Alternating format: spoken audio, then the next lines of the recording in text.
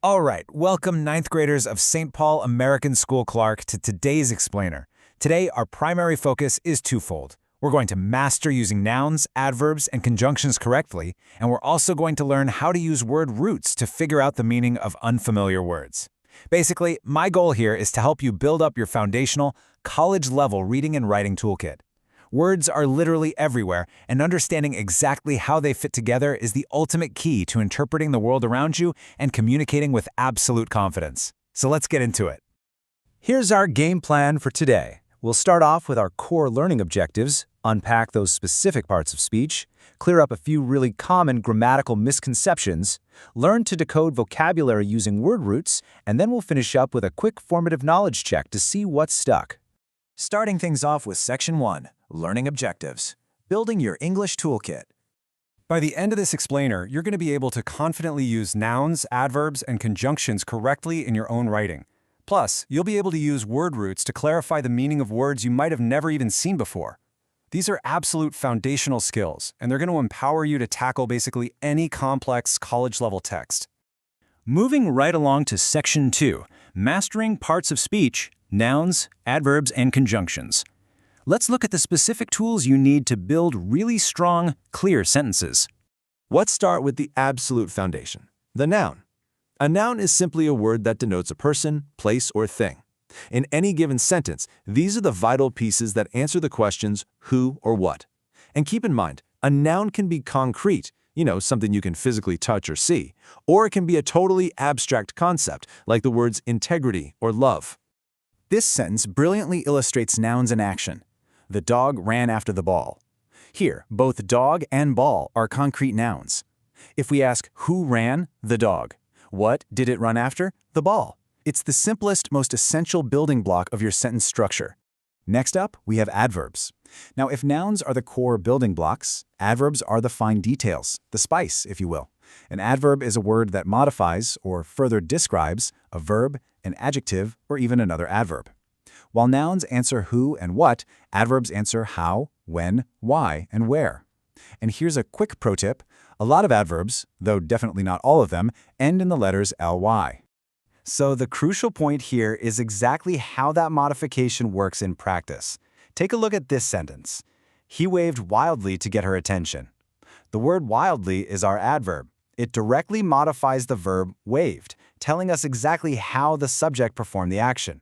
You see how that paints a much clearer, more vivid picture in your mind than just saying, he waved? Finally, rounding out our parts of speech toolkit, we have conjunctions.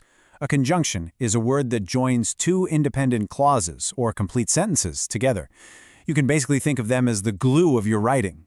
Words like and, but, for, or, nor, so, and yet, these are the connective tissues that keep your ideas flowing smoothly. Let's look at this in action. Ellen wanted to take a drive into the city, but the cost of gasoline was too high. In this example, the word but perfectly joins those two complete, independent thoughts together. Without conjunctions, our writing would be incredibly choppy.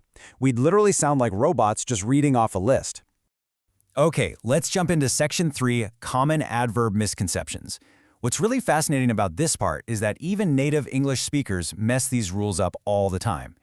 One of the absolute most commonly confused pairs is good versus well. So here is the golden rule you need to memorize. Good is an adjective that modifies nouns, and well is an adverb that modifies verbs. That means saying she plays basketball good is incorrect because plays is an action verb. You can't modify a verb with the adjective good.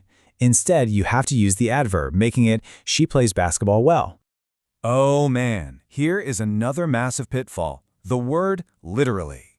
There's this huge linguistic trend right now where people use literally as an exaggeration, like saying, my head literally exploded.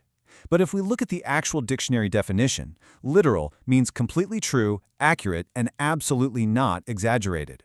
So when you're doing formal or academic writing, you should only use the adverb literally when an event is 100% factual.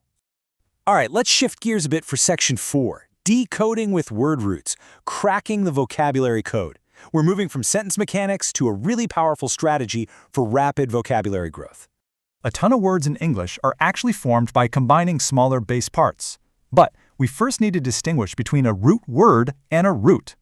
A A root word, like the word friend, can stand completely on its own. You can add prefixes or suffixes to make unfriendly or friendship, but the word friend totally works by itself. A root, on the other hand, like ject, cannot be a standalone word. It always needs an affix to form words, like reject, project, or injection. The cool thing is, many of our roots come straight from Greek and Latin, and memorizing them is honestly like unlocking a cheat code for the English language. Take the Latin root scrib or scribe, which means to write. If you spot that root in a word you've never ever seen before, like transcribe, you immediately have a massive clue. Because it contains scribe, you can deduce it has something to do with writing. And in this case, transcribe means to put something into written or printed form. This image just perfectly hits the nail on the head. You can think of the English language exactly like a giant tree. The root grounds the core meaning of the word right beneath the surface. And then, as you add prefixes to the beginning or suffixes to the end, the word branches out, growing into dozens of brand new related words. Familiarizing yourself with common roots gives you some serious reading power. Just notice how the root bio means life, which gives us words like biology or biography, or how therm means heat, giving us thermometer or thermal.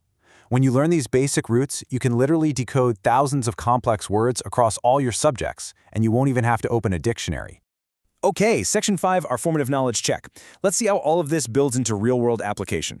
It is time to test your toolkit with a super quick, low-stakes quiz based on what we just talked about. So which of these two sentences uses the adverb literally correctly, assuming we're following formal writing rules? Is it A, Tommy literally died when he heard the news, or is it B, David often takes things too literally? Take a second to lock in your answer. Well, if you went with B, you absolutely nailed it. Sentence A is just an exaggeration, which is also known as hyperbole because, well, Tommy didn't actually die. As we learned earlier, in academic English, the adverb literally has to be completely true, accurate, and totally without exaggeration.